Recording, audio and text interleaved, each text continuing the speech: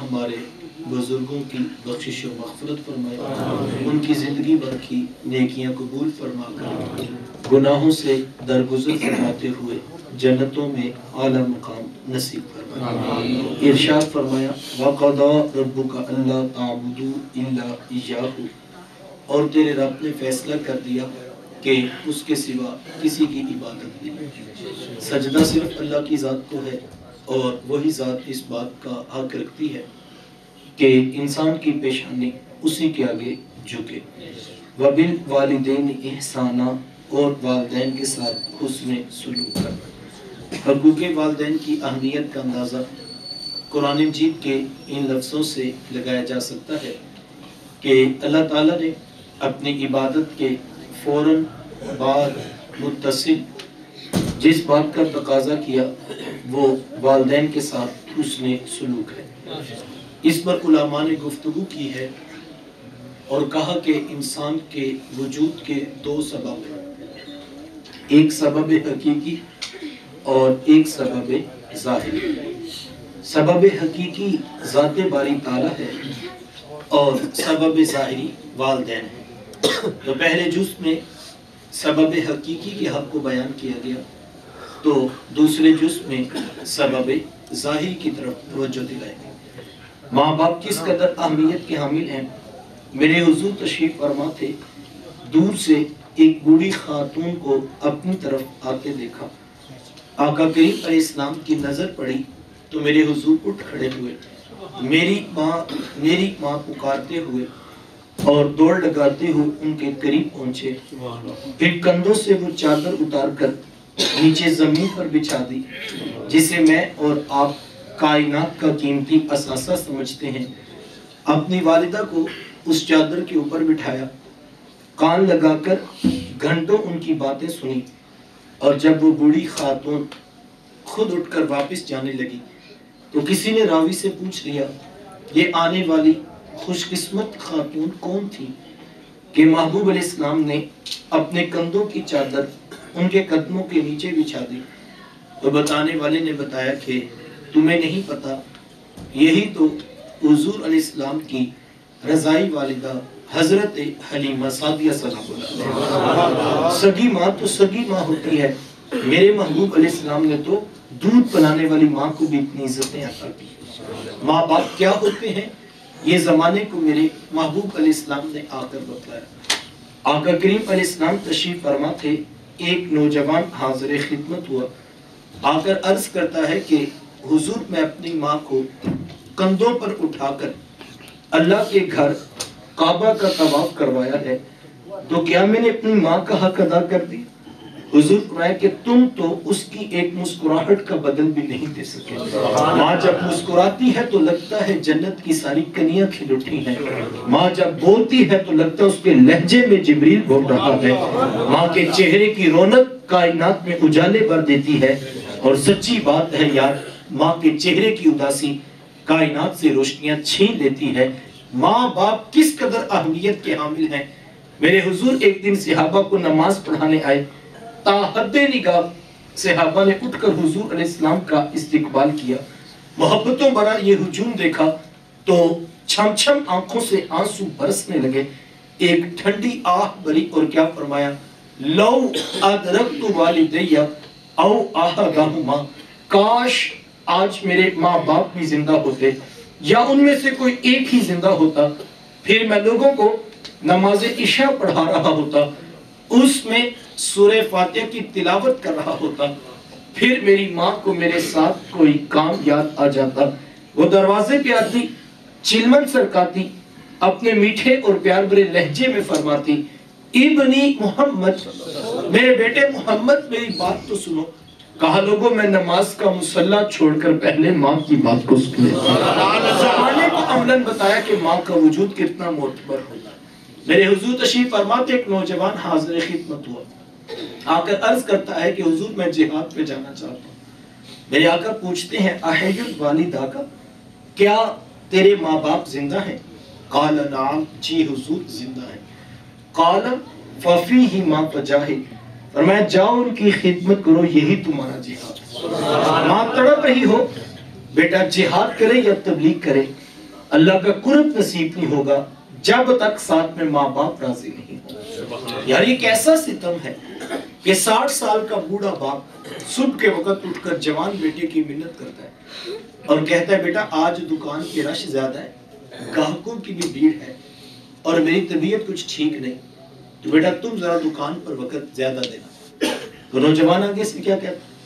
کوئی جیتا ہے تو جیے، کوئی مرتا ہے تو مرے، میں نے جمعرات کو دربار پہ ضرور جانا۔ یہ دین کس نے سکھایا بھی؟ یہ اللہ کے رسول کی تعلیمات تو نہیں اور نہ ہی یہ دربار والوں کی تعلیمات تھی۔ یہ آج کے ان پڑھ جاہل کاروباری صوفیوں کا مسئلہ ہے۔ اگر 50 لوگ ہر وقت ان کے ڈیرے پہ نہ بیٹھے تو جناب ان کا کاروبار نہیں چلتا۔ لہٰذا اپنے کاروبار کو چمکانے کی خاطر بعض اوقات دین کا فلسفہ بدلا جاتا ہے، ماؤں سے بیٹے چھینے جاتے ہیں، بہنوں سے بھائی لیے جاتے ہیں اور لوگوں کے گھروں کو برباد کر کے اپنے ڈیروں کو آباد کیا جاتا ہے۔ یہ حضور علیہ السلام کا دین نہیں ہے صاحب۔ حضور علیہ السلام کا دین کیا ہے؟ میرے حضور کا دین سیکھنا ہے حضرت اویس کرنی رضی اللہ تعالیٰ عنہ سے سیکھنا۔ ساری زندگی حاضر خدمت نہیں ہو سکے نا، ایک دن اپنی والدہ سے عرض کیا اگر آپ مجھے اجازت دیں تو میں بھی محبوب علیہ السلام سے ملاقات نہ کروں؟ تو ماں نے کہا بیٹا چلے جاؤ لیکن جلدی واپس بھی پلٹ جائے۔ ماں سے اجازت لی اور پیاروں کی زیارت کے لیے نکل پڑے۔ آنکھوں میں آنسو تھے، شوق و ورفگی میں تڑپتے ہوئے، قدم قدم پہ محبت سے لبریز جذبات تھے کہ حضور کے لیے عقیدتوں بڑا سفر حضرت اویس کرنی رضی اللہ تعالیٰ عنہ کرتے آ رہے تھے۔ اور جب تشریف لائے اور آ کر پوچھا کہ میرے حضور کدھر ہیں تو بتایا گیا کہ وہ تو کسی سفر پہ تشریف لے کے حضرت اویس کرنی رضی اللہ تعالیٰ عنہ انہی قدموں پہ واپس پلٹ جاتے ہیں۔ کیوں؟ آسان کام تو نہیں تھا، وہاں بیٹھ کر بھی انتظار ہو سکتا تھا، لیکن ماں سے کیا ہوا وعدہ یاد تھا کہ ماں نے کہا تھا بیٹا جلدی واپس سے پلٹ۔ ایک لمحے کے لیے رکے لیکن دوسرے لمحے میں قدم واپس پلٹ رہے تھے۔ کیوں؟ اس لیے کہ حضرت اویس کرنی رضی اللہ تعالیٰ عنہ جانتے تھے کہ جن کی یاد میں تڑپ رہا ہوں انہی کے کہنے پر ماں کی خدمت کر رہا ہوں، اور یہ ہو نہیں سکتا کہ میرے حضور میرے حالات سے بے خبر ہوں گے۔ اور حقیقت بھی ایسے ہی تھی۔ اگر حضرت اویس کرنی رضی اللہ تعالیٰ عنہ یمن میں بیٹھے تڑپ رہے تھے تو یار مدینے کا حال بھی کچھ مختلف نہیں تھا۔ میرے آقا یمن کی طرف رخ نور کرتے ہیں، اپنی قبا کے بٹن کھولتے ہیں اور ٹھنڈی ٹھنڈی سانسیں بھرتے ہیں اور حضور پاتے لوگوں مجھے یمن سے یار کی خوشبو آ رہی ہے۔ وہ اتنا پیار کرتے ہیں کہ بیٹھے یمن میں ہے اور آپ کو یہاں خوشبو آ رہی ہے۔ حضور پاتے وہ میرے سے بڑا پیار کرتے ہیں۔ عرض کی حضور کا اتنا پیار کرتے ہیں تو پھر ملاقات کے لیے کیوں نہیں؟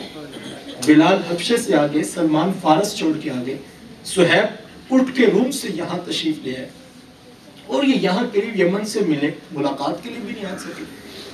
تو حضور فرمایا کہ ان کی بوڑھی اور نابینا ماں ہے جن کی خدمت انہیں میرے حضور آنے سے روکے ہوئے، اور جو جائے نہ جا کر میرے اویس کو میرا سلام کہے اور اسے کہنا میری امت کی بخشش کی دعا بھی کرنا۔ یہاں سے پتہ لگا جو ماں باپ کی خدمت کرتا اس کی دعائیں قبول۔ حضرت عمر فاروق اور حضرت علی مرتضیٰ رضی اللہ تعالیٰ عنہما حضرت اویس کرنی رضی اللہ تعالیٰ عنہ کی تلاش میں نکلے۔ جب ملاقات ہوئی تو حضور علیہ السلام کا سلام پیش کیا، بس نام سننا تکے چھم چھم آنکھوں سے آنسو برسنے، بار بار فرماتے مجھے یہ تو بتاؤ کہ میرے حضور کے لبوں پہ اویس کا نام آیا کیسے؟ حضور نے کیسے کہا تھا کہ اویس کو بھی سلام کہنا؟ آنکھوں میں آنسو، بدن پہ کپ کپی کی کیفیات دیکھی تو کہا جناب جن کا نام سن کے اتنا تڑپ رہے ہیں ان سے ملاقات کے لیے کیوں نہیں آئے؟ حضرت اویس کرنی رضی اللہ تعالیٰ عنہ نے بات کا رخ پلٹا اور کہا تم نے میرے رسول کو دیکھا؟ کہا ہم نے تو صبح و شام دیکھا۔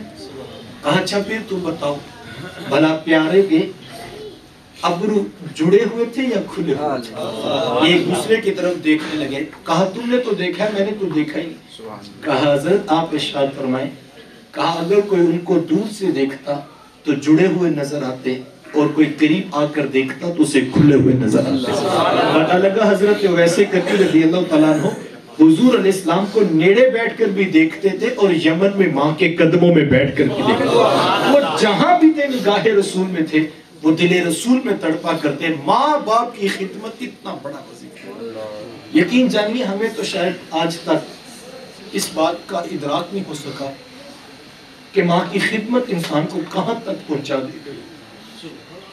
آپ نے علماء سے وہ روایت سنی ہوگی کہ حضرت موسیٰ علیہ السلام نے پوچھا تھا کہ مالک میرا جنت کا ساتھی کون ہے؟ تو کہا موسیٰ فلاں بازار میں چلے جائیے, وہاں پر ایک قصاب ہے جو گوشت کاٹ کر لوگوں کو بیچ دیتا ہے, وہ آپ کا جنت کا ساتھی ہے. حضرت موسیٰ علیہ السلام چل پڑے کہ میں جا کر دیکھوں تو صحیح وہ کیا کرتا ہے. جا کر دیکھا تو آپ سے قصاب تھا, گوشت کاٹتا, لوگوں کو بیچ دیتا, ہاں جو ٹکڑا اسے اچھا لگتا وہ الگ کر دیتا. شام کو جب گھر واپس پلٹنے لگا تو اس نے الگ کیا اور گوشت پیک کیا اور وہ گھر کی طرف چل دیا. حضرت موسیٰ علیہ السلام بھی اس کے پیچھے چل پڑے. گھر پہنچے تو اس نے جا کر شوربے میں کھانے کو تیار کیا, اور جب کھانا پک گیا روٹی کے ٹکڑے توڑ توڑ کر بھگو کر نرم کرتا اور پھر محبت سے اپنا لقمہ بنا کر اپنی بوڑھی ماں کے منہ میں رکھتا. حضرت موسیٰ علیہ السلام اس کا یہ عمل دیکھتے گئے, پھر اس نے ٹانگیں دبائی, خدمت کی. جب اٹھ کر جانے لگا تو اس کی بوڑھی ماں نے آسمان کی طرف دیکھا اور اس کے بوڑھے لب ہلے. بڑھاپے کی وجہ سے آواز زیادہ نہ پیدا ہو سکے. تو حضرت موسیٰ علیہ السلام نے پوچھ لیا کہ تیری ماں کیا کہہ رہی ہے؟ تو اس نے کہا حضرت میری ماں بڑی سادہ ہے, جب شام رات آ کر یوں اس کی خدمت کرتا ہوں تو یہ روزانہ آسمان کی طرف منہ کر کے کہتی ہے کہ اللہ تجھے جنت میں موسیٰ کا ساتھ عطا کرے. اور میں کہتا ہوں ماں تو بڑی سادہ ہے, کہاں کوہ طور پہ بیٹھ کر ڈائریکٹ رب سے باتیں کرنے والے پیغمبر حضرت موسیٰ علیہ السلام, اور کہاں میرے جیسا عام سا گناہگار آدمی. تو حضرت یہ تو کوئی جوڑ ہی نہیں بنتا. وہ تو پتہ نہیں کہاں نبیوں کے نوری جرمٹ میں جلوہ فراز ہوں گے, اور میرے جیسا گناہگار پتہ نہیں کہاں دھکے کھا رہا ہوگا. تو حضرت یہ تو کوئی جوڑ ہی نہیں بنتا. لیکن میری ماں بڑی سادہ ہے, یہ روزانہ خوش ہو کے مجھے یہی دعا دیتی ہے, اور میں بھی اس کا دل رکھنے کے لیے آمین کہہ دیتا ہوں. تو حضرت موسیٰ علیہ السلام مسکرا پڑے, کہا تجھے پھر مبارک ہو, عرش کے رحمان نے تیری بوڑھی ماں کے لب قبول کر لیے, اور تو ہی جنتوں میں موسیٰ علیہ السلام کے ساتھ کھڑا کیا جائے گا. یار ماں راضی ہونا, رب جنتوں میں بھی نبیوں کا ساتھ عطا کرتا ہے. ماں باپ کی خدمت اتنا بڑا ہے. تو یہ وہ عمل ہے جس کے لیے علماء نے لکھا ہے اس بات کو حدیث کی سند کے ساتھ کہ ماں باپ کی خدمت اور ماں باپ کی نافرمانی یہ وہ عمل ہے کہ جس کی نقد دنیا کے اندر جزا اور سزا ملتی ہے. اور آپ عملاً دیکھ سکتے ہیں, آپ اس شخص پر نشان لگائیں جس نے اپنے ماں باپ کو دکھ دیا اور اپنے ماں باپ کو ستایا. کل آخرت میں جو اس کے ساتھ ہونا ہے وہ ایک الگ عمل ہے, لیکن دنیا میں بھی اللہ اس شخص کو رسوا کرتا ہے. اور آپ اس شخص پر نشان لگائیں جس نے اپنے ماں باپ کی خدمت کو ترجیح دی ہے. کل آخرت میں تو جو اس کو ملنا ہے وہ خیر ملنا ہے, وہ تو ایک الگ سے جزا ہے اس کی, لیکن اللہ دنیا میں بھی اسے کسی چیز کی کمی نہیں آنے دیتا. ماں باپ کی خدمت کتنا بڑا وظیفہ ہے. تو ہمیں سب سے پہلی پرائورٹی میں, پہلی ترجیح میں ان کے حقوق ادا کرنے کی کوشش کرنی چاہیے. ویسے تو ان کے حقوق کا حق کوئی بھی ادا نہیں کر سکتا, لیکن حتی الامکان جو ہم ان کے لیے کر سکے ہمیں اس کے لیے وقت نکالنا چاہیے. ان کے لیے اصل میں ہوتا ہی ہے کہ جب ماں باپ بچوں پہ خرچ کر رہے ہوتے ہیں, ان کی ضروریات کا خیال رکھ رہے ہوتے ہیں, ان کی اسکول کی فیس دے رہے ہوتے ہیں, اس وقت ماں باپ سب کو اچھے لگتے ہیں. اس وقت تو ہر کوئی کہتا ہے کہ ماں میری ہے, اور ہر کوئی کہتا ہے باپ میرا, چونکہ وہ اچھے لگتے ہیں, چونکہ ضروریات ان سے وابستہ ہوتی ہے. انسان محتاج ہوتا ہے. اصل امتحان اس وقت پڑتا ہے کہ جب ماں باپ بوڑھے ہو جاتے ہیں اور چند روپوں کی خاطر بھی ان کو جو ہے وہ اولاد کو ہی کہنا پڑتا ہے, چونکہ اب وہ کمانے جگہ باپ نہیں رہتا ہے. اس وقت سوچنا چاہیے کہ ہمارے ماں باپ کی ضروریات کا ہمیں پہلی فرصت میں ان کا بہترین بندوبست کرنا چاہیے. اور میں یہ کہتا ہوں کہ ماں باپ پیسوں کے بھی بھوکے نہیں ہوتے، وہ تمہارے میٹھے لہجے کی بھوک رکھتے ہیں، اور وہ چند لمحوں کی محبت تم سے جو ہے وقت کی صورت میں تقاضا کر رہے ہوتے ہیں، اور ہمیں اس محبت کے لیے ضرور وقت نکالنا چاہیے۔ اور یقین جانے وہ شخص جو اپنے ماں باپ کی صحبت میں بیٹھتا ہے، ان کے لیے خاص طور پر پورا کوالٹی ٹائم، ایک آپ بیٹھے ہیں اور آپ موبائل پہ لگے ہیں، ہم سمجھتے ہیں ہم ماں باپ کے پاس صبح شام آتے جاتے بیٹھتے نہیں، جو دل اللہ، اور یہ اتنا خوبصورت وقت ہے کہ حضور علیہ السلام نے فرمایا جس شخص نے محبت بھری نگاہ سے اپنے باپ کا چہرہ دیکھا اس کو اللہ ایک مقبول حج کا ثواب عطا کرے گا۔ اللہ اکبر، مقبول حج کا ثواب اللہ اس کو عطا کرے گا۔ تو کسی نے پوچھ لیا حضور اگر کوئی 2 مرتبہ دیکھے، فرمایا 2 حج کا ثواب، کہا حضور کوئی 100 مرتبہ دیکھے، آگے حدیث کا مفہوم ہے، فرمایا تم دیکھتے تھک جاؤ گے، وہ ثواب دیتا ہوا نہیں۔ اس قدر صحبتوں کا، اس قدر ان کے پاس بیٹھنے کا اجر جو ہے وہ رکھا گیا ہے، تو ہمیں ان کی بات کا لحاظ رکھنا۔ اللہ کے رسول صلی اللہ علیہ وآلہ وسلم سے حدیث ہے، حضرت انس رضی اللہ تعالیٰ عنہ کہ حضور علیہ السلام نے فرمایا اے انس اپنے بوڑھوں کا ادب کیا کرو۔ کیوں؟ فرمایا انس جب تم بوڑھے ہوگے اللہ تمہارے ادب والے پیدا کر دے گا۔ آج تم اگر ان کا ادب کر رہے ہو تو کل تمہاری اولاد تمہارا ادب کرے گی، حدیث کا مفہوم۔ تو اگر کوئی شخص ان کا ادب کر رہا ہے، ان کی کوئی کڑوی بات کو اچھی نہیں بھی لگی پھر بھی چپ کر دیتا ہے، اور وہ محسوس بھی نہیں ہونے دیتا، وہ ہاں میں ہاں ملا دیتا ہے، جو وہ کل قیامت کے دن اس کا جب صلہ دیکھے گا تو وہ خیال کرے گا کاش کہ میں نے کبھی ان کے سامنے جو ہے وہ آنکھ اٹھائی نہ ہوتی اور لہجہ اونچا نہ کیا ہوتا۔ اگر چند باتیں ماننے کا اتنا اجر مجھے مل رہا ہے تو اس کے اوپر ہمیں ضرور توجہ دینی چاہیے۔ وقت سمٹ رہا ہے، علماء نے 3 باتیں لکھی ہیں اور کہا کہ جو شخص یہ 3 کام کرے تو بڑی امید ہے کہ کل قیامت کے دن اس کے ماں باپ اس سے راضی ہو کر ملاقات کریں۔ ہم ان 3 باتوں کو آج کے اس درس قرآن کی نشست سے اپنے ساتھ اس طرح جوڑ لیں کہ ساری زندگی ہم ان 3 باتوں کا خیال ضرور رکھیں۔ پہلی بات، کثرت کے ساتھ ماں باپ کی بخشش کی دعا کی جائے۔ ماں باپ زندہ ہوں تب بھی، ماں باپ وفات پا جائے۔ ایک روایت میں ہے جو شخص روزانہ اپنے ماں باپ کی بخشش کی دعا کرتا ہے، میرے حضور فرماتے اس کے رزق میں کبھی بے برکتی نہیں آتی، اللہ اس کو رزق کی فراوانی عطا کرتا ہے۔ اب اس دعائے بخشش کا انداز کوئی بھی ہو سکتا ہے، آپ کل کا ختم دلوائیں، آپ 10ویں کی تقریب رکھیں، چہلم کے عنوان پر لوگوں کو جمع کریں، یا سالانہ برسی کے عنوان پہ لوگوں کو جمع کر کے ماں باپ کی بخشش کی دعا کروائیں تو یقیناً یہ باعث برکت ہے۔ لیکن میں کہتا ہوں اس مصروف ترین دور کے اندر کس کے پاس اتنا وقت ہوگا کہ وہ سینکڑوں ہزاروں لوگوں کو روزانہ جمع کر سکے؟ یقیناً یہ ایک مشکل یا ناممکن سی بات ہے۔ اللہ جن کو توفیق دیتا ہے وہ گاہے بگاہے کرتے رہتے ہیں یہ معمولات، لیکن روزانہ تو خیر یہ نہیں ہو سکے، تو پھر کیا کیا؟ میں کہتا ہوں کوشش کر کے، محنت کر کے آپ ایک کام ضرور کیجیے، اور وہ یہ کہ آپ 5 گانہ نماز کا اہتمام کیجیے۔ یقین جانے یہ وہ بابرکت وظیفہ ہے کہ بیٹے کی کوئی نماز پوری نہیں ہوتی جب تک یہ دعا نہیں کر لیتا ربنا اغفر لی والی کہ مالک مجھے بھی بخش دے، میرے ماں باپ کو بھی بخش دے۔ ایک تو رب کا حکم ہے، سینکڑوں مرتبہ اس کی تاکید ہے، نہ پڑھنے پر سخت وعید ہے، اور دوسرا محبوب علیہ السلام کی آنکھوں کی بھی ٹھنڈک ہے، اور تیسرا نماز پوری نہیں ہوتی جب تک ماں باپ کی بخشش کی دعا نہیں ہوتی۔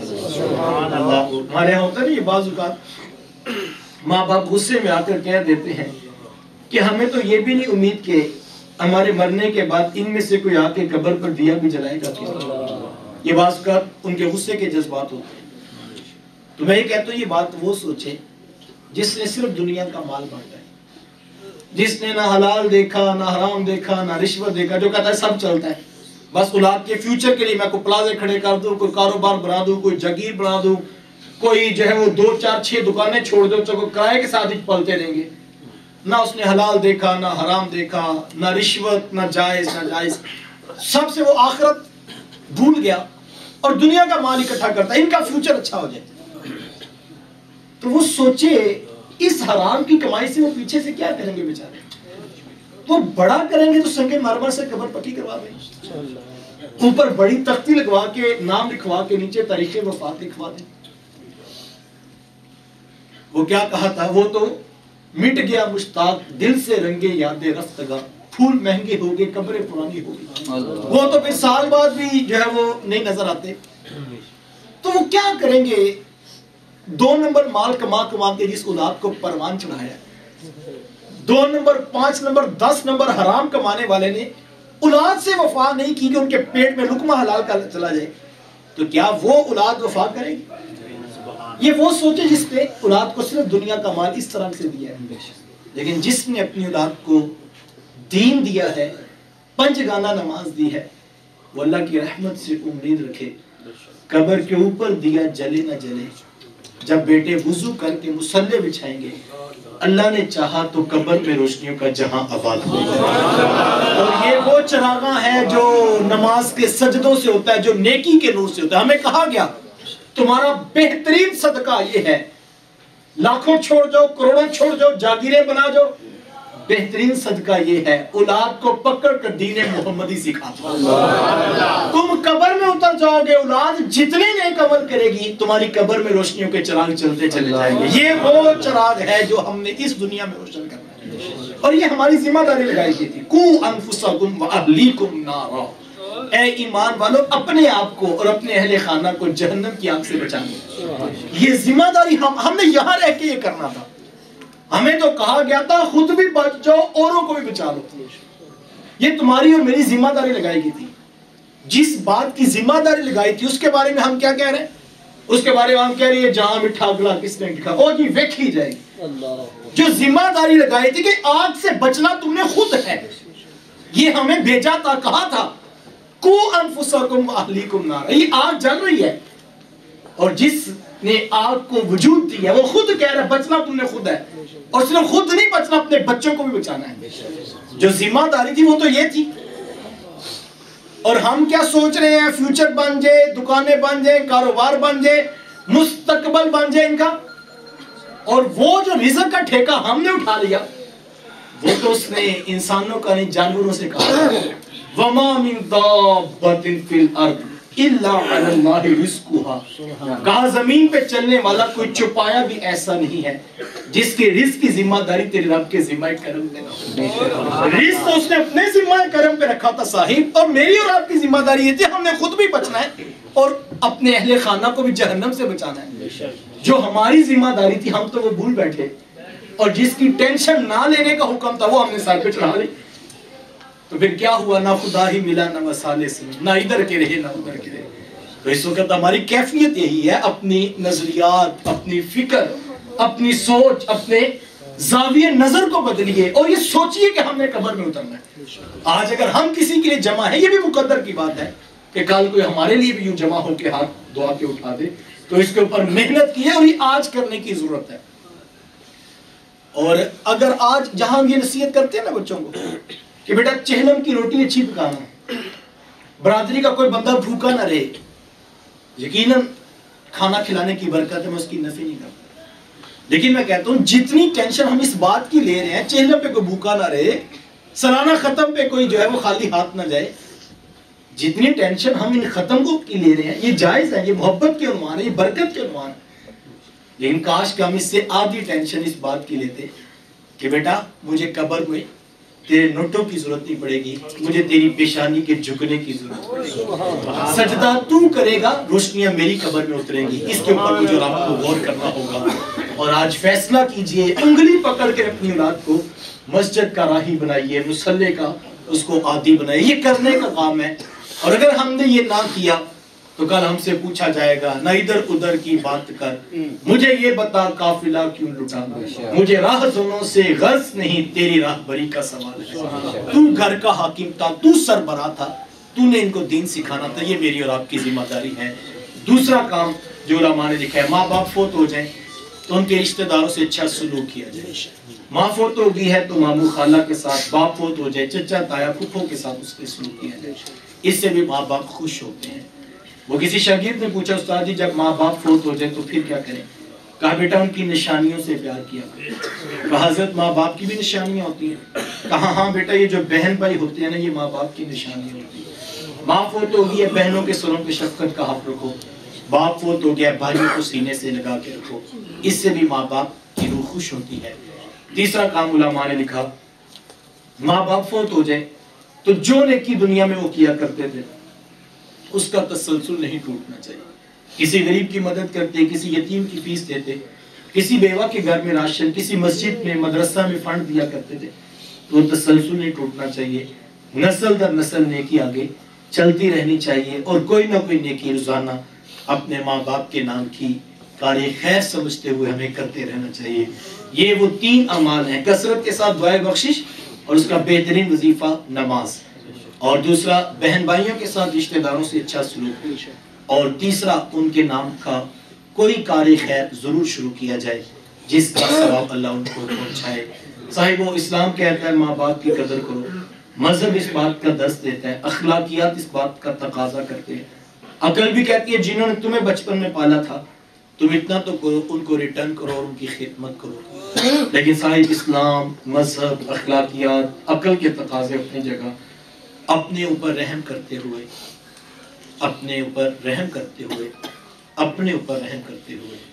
اپنے ماں باپ کی قدر کیجیے آپ پوچھیں گے اپنے اوپر رحم کا مفہوم کیا ہے تو صاحب یہ دنیا مقافات عمل ہے یہاں جس نے جیسا سلوک اپنے ماں باپ کے ساتھ کرنا ہے کل کو ویسے سلوک اسے اپنی اولاد کی طرف سے دیکھنا پڑے گا یہ حقیقت دنیا ہے مبارک ہو اس نوجوان کو جو بوڑھے باپ کے ہاتھ چوم کے آنکھوں کو لگانا اپنے لیے سعادت سمجھتا ہے ورنہ ہم نے دیکھا اس دور کے اندر لوگ ان پڑھ جاہل پیروں کے تو پاؤں بھی چوم لیتے ہیں لیکن تہجد گزار باپ کے ہاتھ نہیں چومتے ہیں انہیں بھنگی چرسی سے تو فیض نظر آ جاتا ہے لیکن بوڑھے والد جو صبح کے وقت اٹھ کر مسجد میں اذان دیتے ہیں ان کے ہاتھوں میں پتہ نہیں فیض کیوں نظر نہیں آتا ہاں وہ نوجوان سوچے جو بوڑھے باپ کے سامنے سینہ تان کے کھڑا ہو جاتا ہے کہ تم نے ہمیں دیا بھی کیا ہے میں کہتا ہوں میاں کو اتنا زور لگاؤ کل بڑھاپے میں تمہارے کان بھی اس آواز کو برداشت کر سکے ہاں اس کو مبارک ہو جو اپنے ماں باپ کی تلخ باتیں بھی مسکرا کے قبول کر لیتا ہے کل اگر اس کی اولاد میں کوئی تلخی پیدا ہوئی تو اس کے لہجے کو وہ ضرور قبول کریں گے بس زمین قلب بارگاہ ربوبیت میں دعا گو ہوں اللہ ہم سب کے ماں باپ کی بخشش و مغفرت فرمائے اور بالخصوص جن بزرگوں کے لیے میں اور آپ جمع ہوئے اللہ تعالیٰ کروڑ ان کو جنت کی راحت عطا فرمائے ان کی زندگی بھر کی نیکیاں قبول فرما کر گناہوں سے درگزر فرماتے ہوئے جنتوں میں اعلیٰ مقام نصیب فرمائے جن کے ماں باپ ناراض ہیں ان سے کہنا چاہوں گا ہاتھ جوڑ کر پاؤں پکڑ کر بھی راضی کر سکو تو آج موقع ہے کل کا پچھتانا کچھ کام نہیں آئے گا آج وہ چارپائی جو تمہیں گھر میں بوجھ لگتی ہے پتہ اس وقت لگے گا جب گھر سے اٹھ جائے گی پھر تم چراغ لے کر بھی ڈھونڈو تمہیں کوئی محبت کی آواز دینے والا نظر نہیں آئے گا آئیے اپنے ماں باپ کی قدر کیجیے یہ وہ نعمت ہے جس کا احساس یقیناً زوال نعمت کے بعد ہوتا ہے اللہ مجھے آپ کو عمل کی توفیقات عطا فرمائے وآخر دعوانا ان الحمدللہ رب العالمین آمین اللہم صلی اللہ سیدنا مولانا محمد مبارک وسلم میرے مالک اٹھے ہاتھ پھیلی جولیاں رحمتوں سے بھر دے اتنے لوگ اپنا قیمتی وقت نکال کر جمع ہوئے سب کا آنا قبول فرما قرآن مجید کا یا ایک بار فاتحہ شریف 3 بار سورہ اخلاص پڑھ کے ہم سب کے سامنے اس میں پیش کریں گے